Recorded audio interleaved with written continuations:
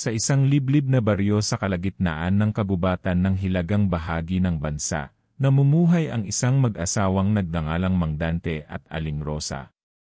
Ang baryo ay napapalibutan ng mga matatayog na puno, matatarik na bundok, at mga landas na hindi alam ng karamihan. Isa itong pok na matagal nang nalilimutan, halos walang nakakapasok o nakakauwi. Bukod sa kakaibang katahimikan, may mga hindi maipaliwanag na kwento tungkol sa mga nilalang na gumagala sa dilim.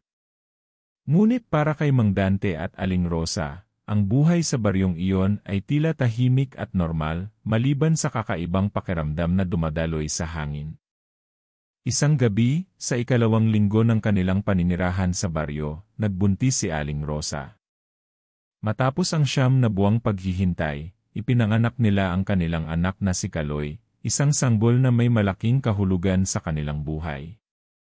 Ngunit hindi lamang ang anak ang nagbigay sa kanila ng saya at pag-asa, kundi pati na rin ang mga hindi maipaliwanag na pangyayari sa paligid ng kanilang tahanan. Si Kaloy ay ipinanganak na may mga kakaibang katangian. Bukod sa kanyang kalusugan, na ipinagpapasalamat nila kay Bathala, napansin ni Aling Rosa ang isang misteryosong marka sa likod ng bata, isang hugis bilog na tila isang tala, na kumikislap kapag tinatamaan ng liwanag ng buwan. Hindi ito ordinaryong marka, at naging sanhi ito ng maraming tanong kay Aling Rosa. Hindi siya sigurado kung ano ito, ngunit sa puso niya, pakiramdam niya ay may mas malaking kwento na kailangang malaman tungkol dito. Ang gabi ng kanyang panganganak ay tumugma sa isang espesyal na kabilugan ng buwan, isang gabi na tinatawag na Gabing Pagsilang ng Bituin. Ito ay isang pagdiriwang sa baryo tuwing may ganitong kabilugan ng buwan, ngunit kakaiba ang gabing iyon. Hindi katulad ng mga nakaraang taon, nagkaroon ng biglaang katahimikan sa paligid. Walang hangin, walang ingay mula sa mga hayop. Tanging ang malamlam na liwanag ng buwan ang tanging nagbigay liwanag sa mga kabahayan. Habang ang buong baryo ay natutulog, narinig ni Aling Rosa ang isang mahiwagang tunog na para bang may mga aninong naglalakad sa kanilang bakuran. Isang malamig na hangin ang dumaan sa kanilang bintana, at sa kanyang pagdapo ng hangin, naramdaman ni Aling Rosa ang isang malamig na pakiramdam ng pangamba. Tumingin siya sa paligid, ngunit wala siyang nakita. Walang ibang ingay kundi ang tahimik na gabi at ang pagtulog ng kanyang asawa, si Mang Dante. Ngunit sa kabila ng katahimikan, may naramdaman siyang isang bagay na hindi niya maipaliwanag. Pumunta si Aling Rosa sa kwarto ng anak, at nang binuksan niya ang pinto, nakita niyang gising na si Kaloy. Isang malalim na tingin mula sa kanyang mga mata ang nakatambad sa kanya, hindi karaniwan ang mata ng kanyang anak. Tila may iniisip na bagay ang bata, at para bang siya ay nakatingin sa isang bagay na wala sa kanilang mundo. Sa mga sandaling iyon, naramdaman ni Aling Rosa ang isang hindi mapaliwanag na puwersa, isang kakaibang presensya na parang nagmamasid sa kanila. Ngunit hindi siya nakaramdam ng takot, sa halip, may naramdaman siyang tawag, isang tawag na hindi niya kayang labanan. Sa mga sumunod na araw, napansin ni Aling Rosa na may mga pagbabago sa kanyang anak. Tila ba hindi siya magkamayaw sa pagtulog, at madalas ay nakangiti habang natutulog, kahit walang nagiging dahilan ng kanyang kasiyahan. Ngunit isang gabi, isang matandang babae ang dumating sa kanilang pintuan. Ang matandang babae na si Lola Sela ay kilala sa baryo bilang isang hilot o tagapaanak ng mga batang ipinanganak sa kanilang lugar. Kilala siya sa pagiging eksperto sa mga halamang gamot at mga ritual sa pagdadalang tao. Sabi ng mga tao sa baryo, si Lola Sela ay may kakaibang kaalaman sa mga bagay na hindi nila maintindihan. Dahil sa pagkabahala, dumaan si Aling Rosa kay Lola Sela upang humingi ng gabay. Ang matandang hilot ay tinitigan si Kaloy at napansin agad ang kakaibang marka sa likod ng sanggol. Isang tawa na parang may kasamang hinagpis ang binitiwan ni Lola Sela, at sinabi niyang, ang iyong anak ay hindi ordinaryo. Siya ay may misyon. Ngunit hindi pa sinabi ng matanda kung ano ang misyon na iyon. Sa halip, sinabi niyang kailangang maging maingat si Aling Rosa sa kanyang anak. Dapat mag-ingat, dahil ang sanggol ay tila pinili ng isang mas mataas na puwersa, at hindi lahat sa baryo ay masaya sa presensya ng batang ito. Habang nagsasalin ng mga gamot si Lola Sela, ipinakita niya kay Aling Rosa ang mga panalangin at ritual na magbibigay proteksyon sa bata. Binigyan siya ng matandang hilot ng isang amulet na ipapaikot sa liig ni Kaloy upang maprotektahan siya mula sa mga mata ng dilim. Sinabi ni Lola Sela na, kapag ang araw ng pagsilang ng buwan ay dumating, isang masama ang babangon upang kunin siya. Ang mga salitang iyon ay nagbigay takot kay Aling Rosa, ngunit nangako siyang gagawin ang lahat upang maprotektahan ang kanyang anak. Hindi siya nakatulog ng gabi na iyon, puno ng tanong at pangarap na tila hindi kayang sagutin. Isang bagay na nagbigay sa kanya ng takot ay ang tanging salita ni Lola Sela. Ang batang ito, wala isang linggo matapos ang gabing iyon, bumalik si Aling Rosa sa kanyang pang-araw-araw na gawain. Ngunit kahit anong gawin niyang pagpapatahimik sa sarili, hindi na mawala sa kanyang isipan ang mga sinabi ni Lola Sela. Ang batang ito ay may misyon, paulit-ulit niyang naiisip. Napansin ni Mang Dante ang kanyang pagkaabalisa at tinanong siya kung may problema, ngunit hindi niya ito maipaliwanag ng maayos.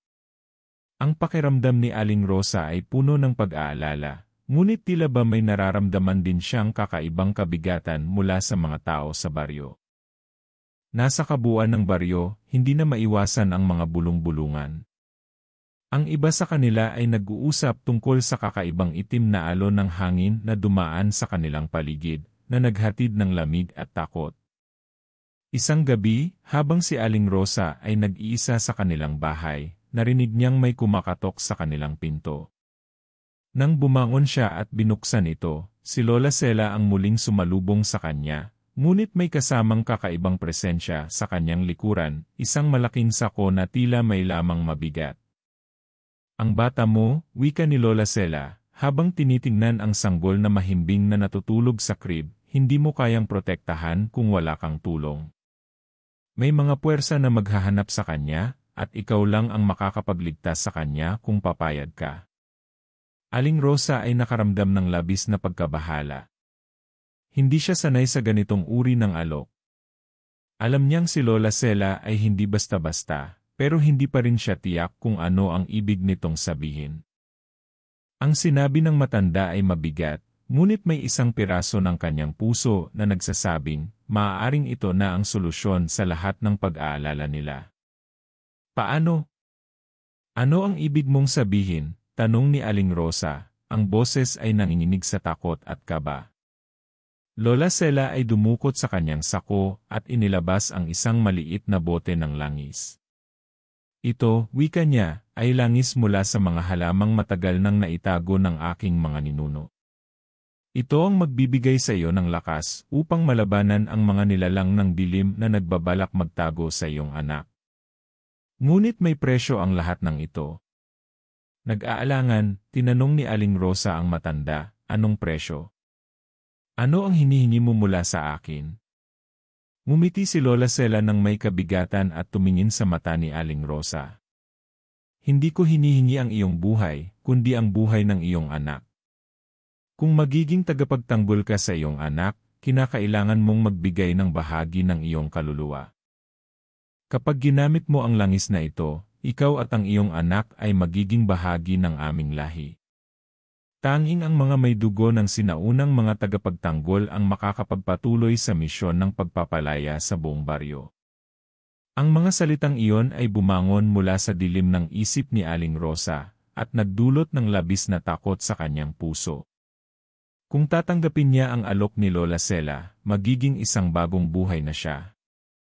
Ngunit kailangan niyang isakripisyo ang isang bahagi ng kanyang sarili, pati na rin ang kanyang anak. Para kay Aling Rosa, walang ibang mas mahalaga kaysa sa kaligtasan ng kanyang anak. Ngunit ang alok ng matandang hilot ay tila may kasing bigat ng isang sumpa. Paano ko malalaman kung tama ito? Tanong ni Aling Rosa. Ano ang mangyayari sa amin kapag ginawa ko ang mga ritual? Ayusin mo ang buhay mo sa bagong kalakaran. Ang mga antinyero ay muling babangon, at ang lahi ng mga aswang ay muling maghuhulog ng kanilang madilim na anino, wika ni Lola Sela, na tila mas madamdamin. Pagkatapos ng lahat ng ito, magiging iyo ang pamumuno, at magiging tagapagtanggol ka ng inyong lahi. Kahit panalamnan ng takot at pangarap ang isip ni Aling Rosa, hindi siya nakapagdesisyon agad. Binilinan siya ni Lola Sela na kailangan niyang magdasal at mag-isip ng mabuti, at hindi agad tatanggapin ang alok ng hindi dumaan sa pagninilay.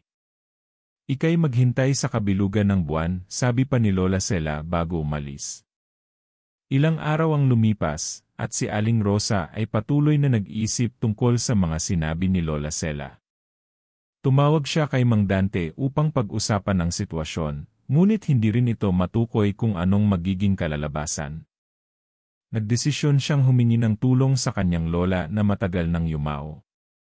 Sa mga gabi ng kanyang pagninilay, nagdasal siya at humingi ng gabay kay Bathala. Panginoon, wika ni Aling Rosa habang nakaluhod, bigyan mo ako ng lakas at gabay upang maprotektahan ko ang aking anak. Huwag mong hayaang mangyari ang masama. Ibigay mo sa akin ang lakas upang makayanan ang lahat ng ito. Ngunit sa kabila ng kanyang mga dasal, isang araw na muling dumating si Lola Sela, at ngayong gabi na ang huling pagkakataon upang pumili kung tatanggapin ba ni Aling Rosa ang alok o hindi. Nang makapigil sa kanya, ang desisyon ni Aling Rosa ay hindi naging madali. Matapos ang mga araw ng pagsusuri sa mga alok ni Lola Sela, napagdesisyonan niyang humingi ng gabay sa Diyos at magdasal ng taimtim para sa kanyang anak. Nais niyang maprotektahan si Kaloy mula sa mga masamang nilalang, ngunit hindi niya alam kung handa siyang isakripisyo ang bahagi ng kanyang kaluluwa. Ang takot ay patuloy na nagbabalik sa kanyang isip, at sa bawat araw na lumilipas, dumadami ang mga hudyat ng dilim na nagsisilibot sa kanilang baryo.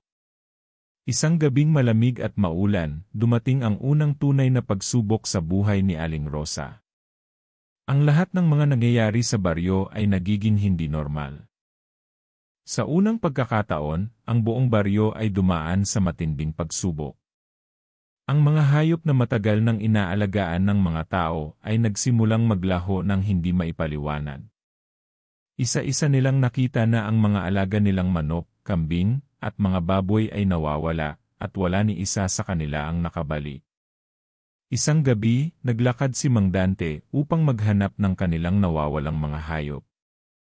Habang tinatahak nila ang madilim na kagubatan, naramdaman nilang may mga mata na sumusunod sa kanilang bawat galaw. Puno ng takot si Mang Dante at hindi alam kung ano ang kanilang kinakaharap. Sinubukan nilang magdasal at magdasal kay Bathala, ngunit hindi nila kayang itulak ang takot sa kanilang mga puso. May mga aninong nagmamasid sa kanila, at hindi nila kayang tuklasin kung sino o ano ang mga ito. Nang makarating sila sa isang liblib na bahagi ng kagubatan, nagsimula silang marinig ang mga tunog ng mga nilalang na parang lumilipad sa itaas ng kanilang mga ulo. Ang ingay ng mga pakpak ay tila nagmumula sa madilim na kalangitan, at habang dumadaan ang mga ito, napansin nila ang isang malalim na ulol, isang tunog na naglalaman ng pang-uusig at galit. Gulat na gulat si Mang Dante nang mapansin niyang ang mga hayop ay nawawala sa mga lugar na hindi maipaliwanag. Ang mga mata ng mga nilalang ay tila nagbabalik, nagsisiliparan at sumisilip mula sa mga puno. Samantala, sa kanilang bahay, si Aling Rosa ay nag-aalala. Hindi siya mapalagay at pakiramdam niya ay may hindi magandang nangyayari sa paligid nila. Sa mga araw na iyon, naramdaman niyang may mga mata na nagmamasid mula sa madilim na sulok ng kanyang bahay. Hindi niya alam kung may ibang tao o nilalang sa paligid, pero pakiramdam niya ay para bang siya lang ang nakakakita sa mga mata ng mga nilalang na iyon. Habang tinatahak ni Mang Dante at Aling Rosa ang kanilang mga landas, isang bagay ang naging malinaw, hindi lamang ang mga hayop ang nawawala. Ang baryo ay tila nagiging unti-unting lugar ng takot at dilim. Ang mga matatandang tao sa baryo ay nagsimulang magsabi ng mga kwento tungkol sa mga nilalang ng gabi na sumasakop sa kanilang mga buhay. Isang gabi, si Mang Dante ay tumakas patungo sa isang mataas na bundok, habang si Aling Rosa ay nanatili sa bahay upang maghintay sa kanyang anak. Sa gabi ng kabilugan ng buwan, isang malamlam na liwanag ang muling pumuno sa paligid. Tumayo si Aling Rosa sa bintana, nakatingin sa buwan at nararamdaman ang kakaibang presensya sa paligid. Bawat sa pantaha at pagkabahala sa kanyang puso ay nagsanib upang magbigay sa kanya ng isang matinding nararamdaman ng takot.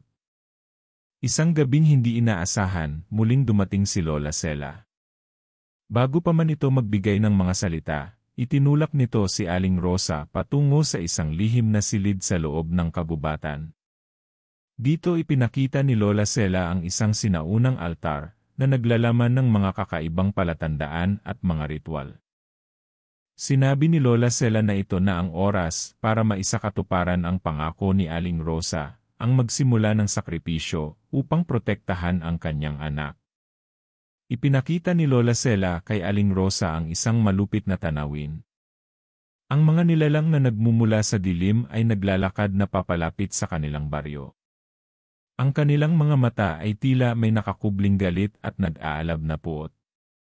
Sa mga mata ng bawat isa, naramdaman ni Aling Rosa ang isang hindi matitinag na puwersa ng kadiliman na naglalakbay sa buong kagubatan. Napansin niyang hindi na kayang labanan ng ordinaryong tao ang mga puwersang ito. Maaari mong pigilan ang lahat ng ito, Aling Rosa, wika ni Lola Sela, habang hinahaplos ang buhok ni Kaloy na natutulog pa rin sa crib. Ngunit kailangan mong pagdaanan ang pinakamabigat na pagsubok ng iyong buhay. Kapag natapos mo ang ritual, ikaw at ang iyong anak ay magiging pinuno ng bagong lahi. Hindi nagtagal, isang malupit na pagsubok ang dumating sa kanilang buhay. Ang mga mata ng kadiliman ay nagsimulang magningning at tumitig sa kanilang baryo. Habang umaabot ang dilim, napansin ni Aling Rosa na ang buong baryo ay tila nawawala sa kanyang mga mata.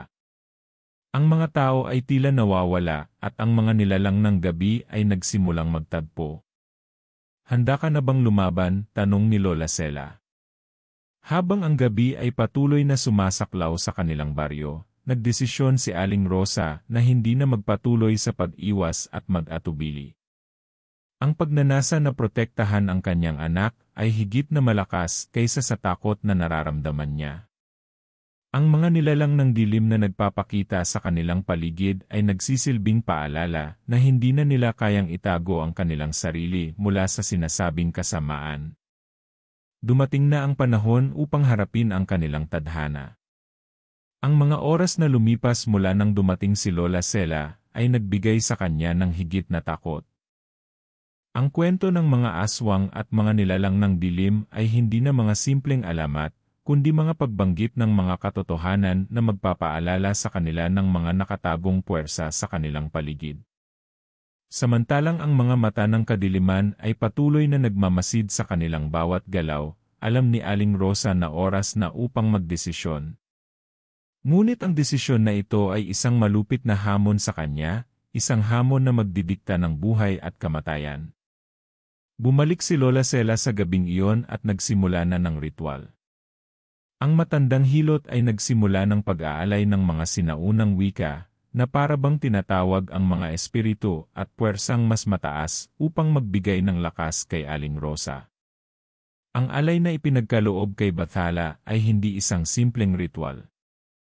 Kailangan nilang isakripisyo ang ilang bagay upang mapagtibay ang kanilang misyon, at ang sakripisyo ay kailangang magsimula kay Aling Rosa mismo. Hindi pa rin lubusang nauunawaan ni Aling Rosa kung ano ang magiging epekto ng ritual. Ngunit sa mga salitang binitiwan ni Lola Sela, naramdaman niyang tinatawag siya ng mga sinaunang puwersa, at ang tadhana ng kanyang anak ay may nakatakdang kapalaran. Ang panganib ay naroon sa kanilang harapan, at kung hindi nila susugurin ang dilim, wala na silang magagawa kundi sumuko sa mga puwersang nagnanais magtago sa kanilang baryo.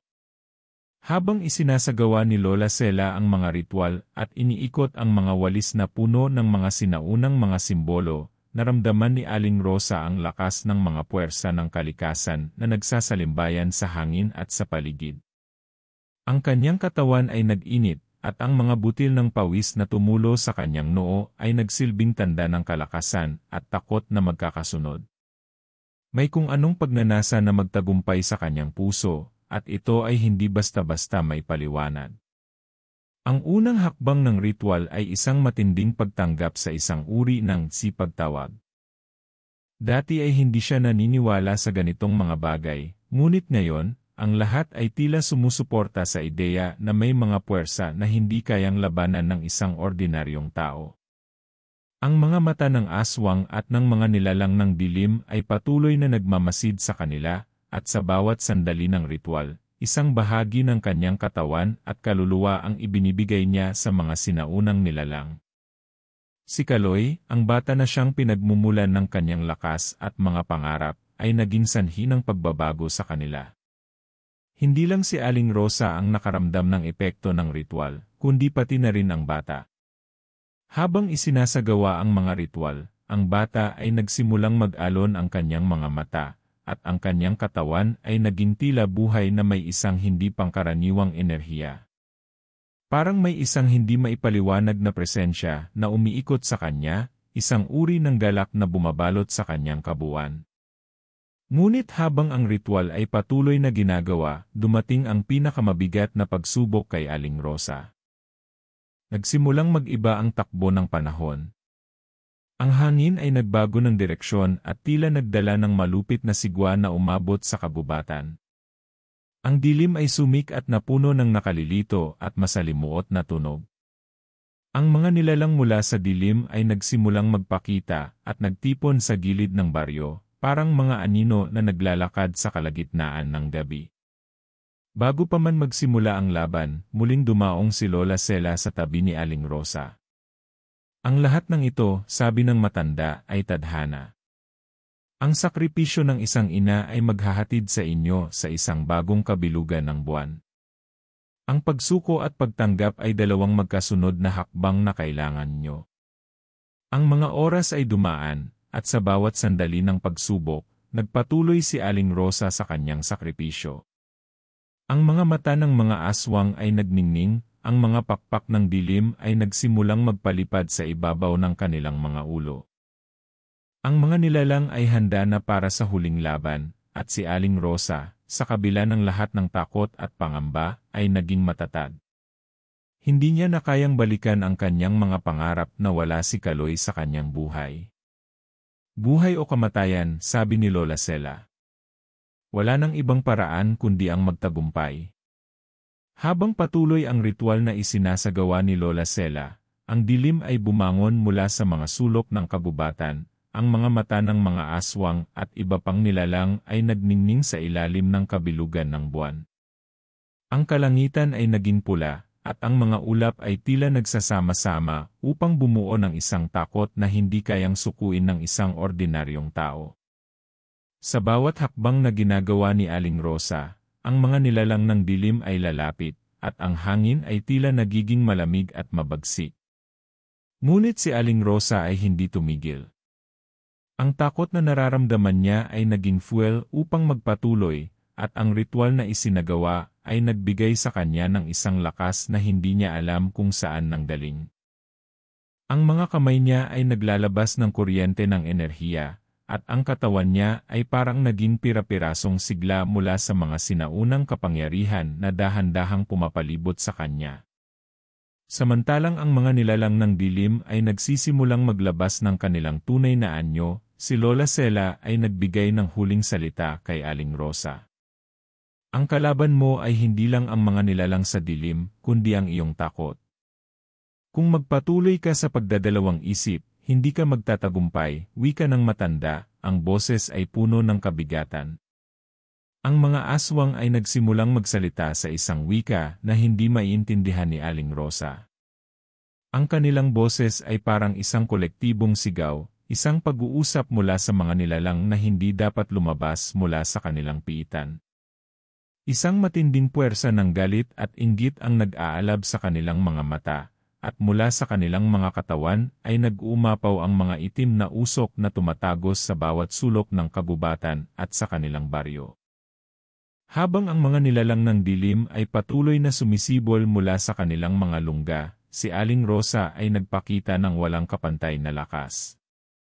Hindi siya natatakot. Ang katawan at isip niya ay nagsanib upang magbigay ng lakas. Ang mga nilalang ay patuloy na lumapit sa kanya, ngunit ang kanyang mga kamay ay nagsimulang magbigay ng liwanag, isang ilaw na nagmumula sa kanyang puso. Ang ritual ay nagsimulang magbigay ng kakaibang epekto, at ang mga nilalang ng dilim ay nagsimulang umatras, tila nang hihina. Sa kabila ng lahat ng mga pagsubok, isang malupit na pagsubok pa ang hinaharap nila. Ang isa sa mga pinakamakapangyarihang aswang, na tinatawag nilang Haring Aswang, ay lumitaw mula sa dilim. Ang kanyang katawan ay kasing taas ng mga puno, at ang mga pakpak niya ay parang mga itim na ulap na nagpapalakas sa hangin. Ang kanyang mga mata ay naglalabas ng pulang liwanag, at ang galit na nararamdaman sa paligid ay nakakatakot. Ngunit sa kabila ng kanyang takot, si Aling Rosa ay nanatili sa kanyang posisyon. Hindi ko hahayaan na madamay ang aking anak, sigaw niya, at mula sa kanyang mga kamay ay nagsimulang umalab ang isang liwanag na tila sumabog mula sa kanyang kaluluwa. Ang Haring Aswang ay sumugod kay Aling Rosa. Ang malupit na nilalang ay naglabas ng mga pangil at pangil na parang mga pangil ng isang mabagsik na hayop, ngunit bago pa man makalapit, ang ilaw mula sa mga kamay ni Aling Rosa ay nagbigay sa kanya ng isang matinding dagok. Ang Haring Aswang ay napaatras. Ang mga pakpak nito ay naglalabas ng malalakas na tunog, at ang katawan nito ay nagiging mabigat na parang mga bato. Ang laban ay nagpatuloy ng matagal. Si Aling Rosa ay naging matatag, ngunit ang Haring Aswang ay hindi sumusuko. Ang dilim ay nagsimulang magtaglay ng mas matinding galit. Ngunit habang ang mga puwersa ng dilim ay naglalaban, isang milagro ang nangyari. Si Kaloy, ang anak ni Aling Rosa, ay nagising mula sa kanyang pagkakatulog. Ang bata, na dati ay mahimbing sa kanyang crib, ay nagsimulang magbigay ng kakaibang liwanag. Sa isang iglap, ang mga nilalang ng dilim ay nagpakita ng takot. Ang mga aswang ay nagsimulang umatras, ang kanilang mga katawan ay naglalabas ng mga ingay ng takot at paghihirap.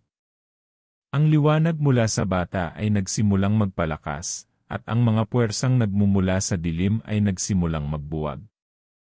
Anak, sigaw ni Aling Rosa habang nilapitan siya ni Kaloy. Ang bata ay nagbigay ng isang ngiti na puno ng kakaibang sigla, isang ngiti na puno ng lakas na hindi maipaliwanag. Sa huling saglit ng laban, ang Haring Aswang ay napakatalo. Ang kanyang katawan ay nagsimulang maglaho sa dilim, at ang mga pakpak ng dilim ay nagiging abo. Ang mga aswang at mga nilalang ng dilim ay napalayas mula sa baryo, at ang mga tao ay nagsimulang magbalik sa kanilang normal na buhay.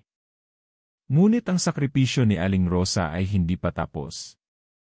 Habang ang dilim ay nawawala, si Aling Rosa at si Kaloy ay tumayo sa harap ng baryo, handa nang muling magtagumpay. Ngunit ang laban ay hindi nagtatapos dito. Ang mga puwersang nagmumula sa dilim ay hindi tuluyang nawawala, at ang isang bagong pagsubok ay nagsisimula. Matapos ang matinding laban at ang pagkatalo ng Haring Aswang at ng mga nilalang ng dilim, nagkaroon ng ilang araw ng katahimikan sa baryo. Sa tingin ng mga tao, ang laban ay tapos na at sila ay ligtas na mula sa mga banta ng kadiliman. Ngunit sa kabila ng kanilang mga tagumpay, alam ni Aling Rosa na ang mga nilalang ng dilim ay hindi talaga nawawala. Ang mga mata ng kadiliman ay palaging naroroon, nagmamasid sa bawat paggalaw, naghihintay ng tamang pagkakataon upang muling bumangon. Si Aling Rosa at si Kaloy ay nanatili sa kanilang bahay, ngunit ang kalmado ng baryo ay may kasamang matinding pagkabahala. Ang mga tao ay nagsimulang magkwento na may mga kakaibang tunog na naririnig sa mga gabi. Ang mga alaga nilang hayop ay muling nawawala, at ang mga kabataan ay nagsimulang magkaroon ng mga hindi maipaliwanag na pangarap. Habang ang ilan ay nagsimulang magtakot at magduda, si Aling Rosa ay naging mas determinado. Alam niyang may mas malaki pang banta na magmumula sa dilim. Isang gabing malalim, habang ang buong baryo ay tila natutulog, si Aling Rosa ay nagising mula sa kanyang pagkakatulog. May isang bagay na nag-aalab sa kanyang dibdib, isang pakiramdam na may malupit na panganib na paparating. Sa kanyang pagtingin sa bintana, nakita niya ang mga ulap na nagsimula muling magtipon sa kalangitan. Ang hangin ay nagbago, at ang mga halaman sa kanilang paligid ay parang humihinga. Habang tinitingnan niya ang kadiliman, naramdaman niya na ang mga mata ng mga nilalang na nabaon sa ilalim ng lupa ay muling nagsisimulang magningning. Kasunod ng kanyang pakiramdam ng banta, si Lola Sela ay bumisita muli. Ang matandang hilot, na may dalang alingawngaw ng nakaraan, ay may kasamang malalim na pangako. Aling Rosa, wika ni Lola Sela, ang pagkatalo ng Haring Aswang at ng mga nilalang ng dilim ay hindi nangangahulugang tapos na ang lahat. Ang mga aswang ay may isang pinuno na higit pang makapangyarihan kaysa sa kanila, isang nilalang na tinatawag nilang katungal. Ang katungal ay hindi simpleng aswang, siya ay isang nilalang na nilikha mula sa pinakamadilim na kaluluwa ng mga naunang aswang, at siya ay may kapangyarihan upang magbalik ng mga patay. Pwede ba natin siyang labanan? Tanong ni Aling Rosa, ang boses ay puno ng pag-aalala. Ang takot ay muling sumik sa kanyang dibdib, ngunit ang pagmamahal niya sa anak ay mas malakas. Hindi kayang labanan ng mga ordinaryong tao ang katungal. Ngunit ikaw, Aling Rosa, ay may lakas na hindi matitinag. Ang iyong anak ay may kakaibang kapangyarihan na hindi mo pa alam.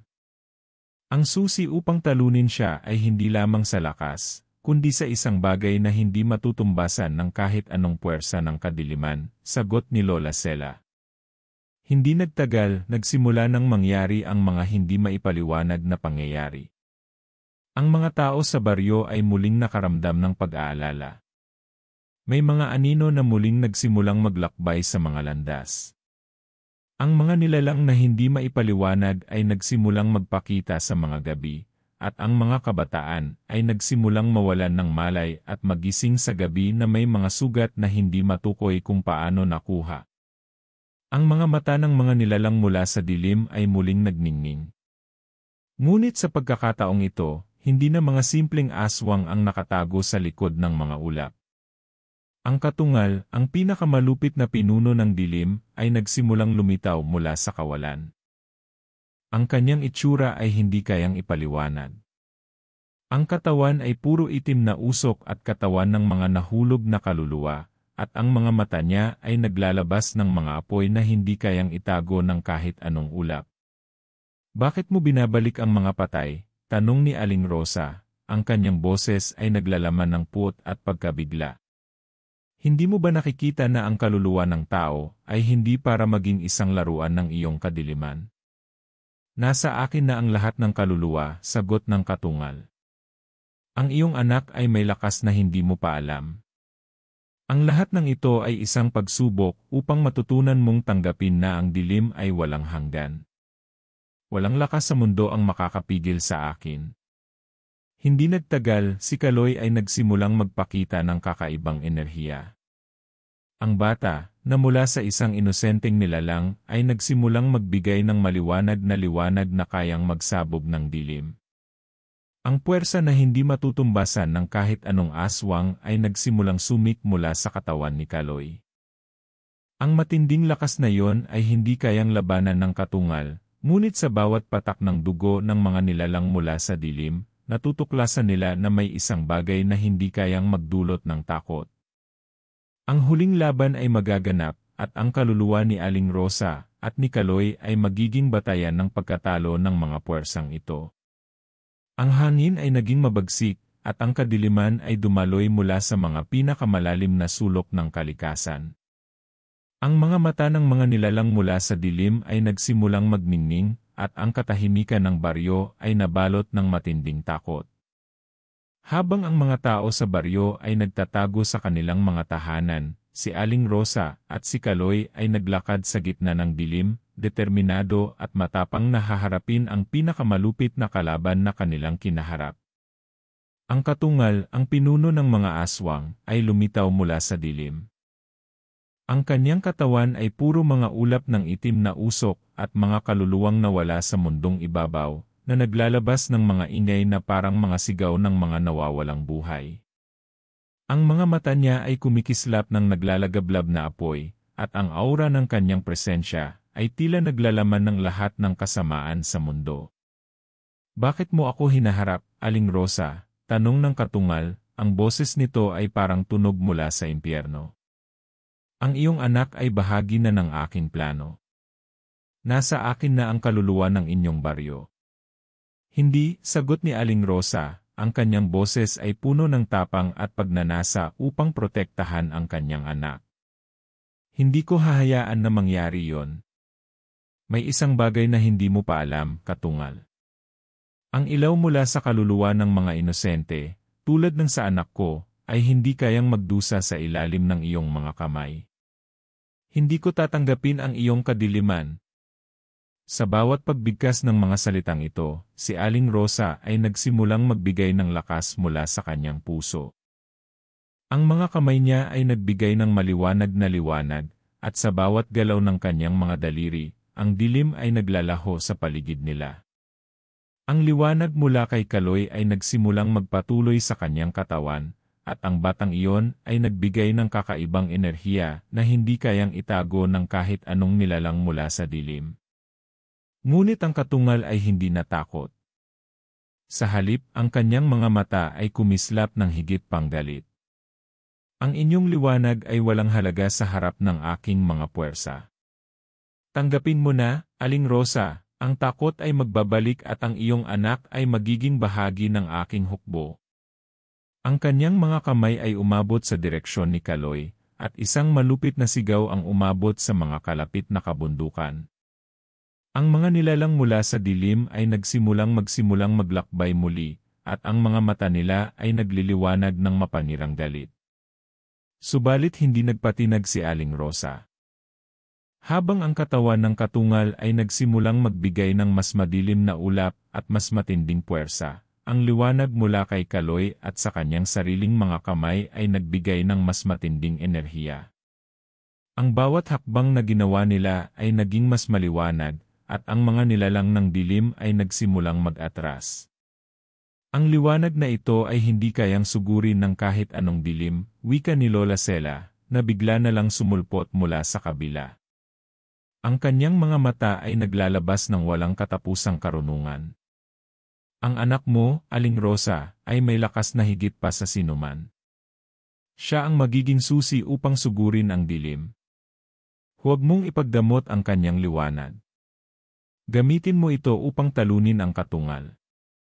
Aling Rosa ay humarap kay Kaloy, at ang bata ay nagsimulang magbigay ng mas malalakas na sigaw. Ang kanyang mga mata ay kumikislap ng liwanag na parang araw, at sa bawat patak ng kanyang luha, ang mga nilalang ng dilim ay nagsimulang maglaho. Hindi nila kayang tumagal sa liwanag na bumabalot sa batang iyon.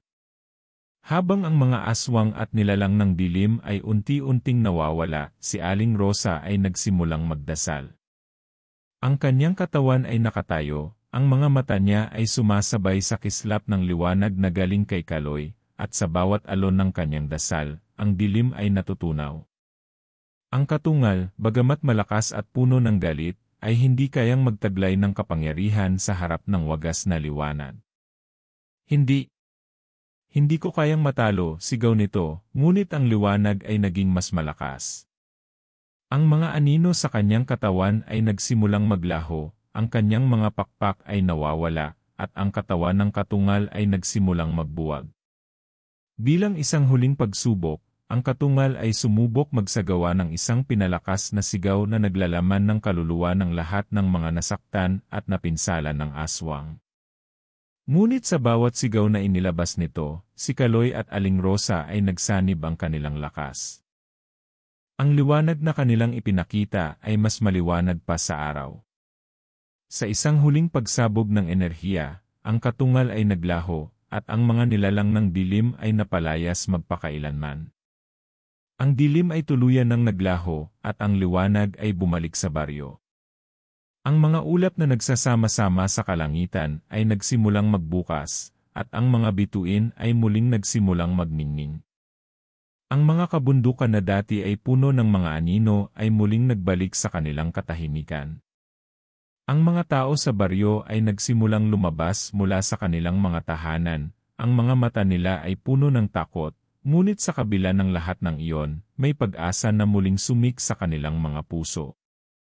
Si Aling Rosa at si Kaloy ay tumayo sa harap ng kanilang bahay. Ang kanilang mga mata ay naglalaman ng hindi matitinag na tapang at pagmamahal sa isa't isa. Ang kanilang laban sa dilim ay nagtapos, ngunit alam nila na ang buhay ay magpapatuloy at may mga bagong pagsubok pa rin na haharapin. Habang naglalakad sila sa baryo, si Lola Sela ay lumapit sa kanila. Ang kanyang mga mata ay puno ng pag-unawa at kabigatan, ngunit may saya sa kanyang puso. Aling Rosa, Kaloy, tapos na ang madilim na kabanata ng inyong buhay.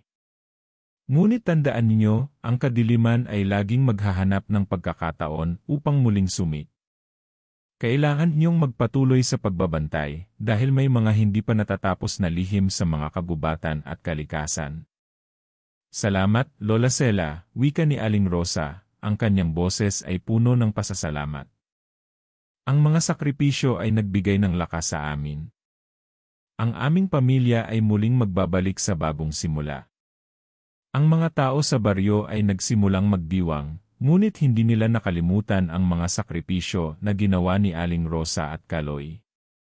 Ang kanilang lakas at tapang ay nagsilbing halimbawa para sa bawat isa. Bawat isa sa kanila ay nagsimulang magtulungan upang muling buhayin ang baryo, muling magtanim, mag-ani, at magtulungan sa mga gawaing pangkomunidad. Ang liwanag ng kanilang pagkakaisa ay nagbigay ng bagong sigla sa buong komunidad. Si Kaloy, na ngayon ay mas malakas at mas matalino, ay patuloy na natututo ng mga sinaunang kaalaman mula kay Lola Sela. Ang kanyang katawan at kaluluwa ay nagsimulang magbago, at ang kapangyarihan na itinaguyod ng kanyang ina ay nagsimulang maging isang gabay para sa kanya. Ang bata, bagamat bata pa, ay natututo ng mas mataas na antas ng pag-unawa tungkol sa balanse ng liwanag at dilim, ng buhay at kamatayan. Si Aling Rosa naman ay naging tagapagtanggol ng kanilang baryo, hindi lang laban sa mga aswang, kundi pati na rin laban sa iba pang mga banta na hindi matutukoy sa mga simpleng mata. Habang ang mga taon ay lumipas, ang baryo ay nagsimulang umunlad.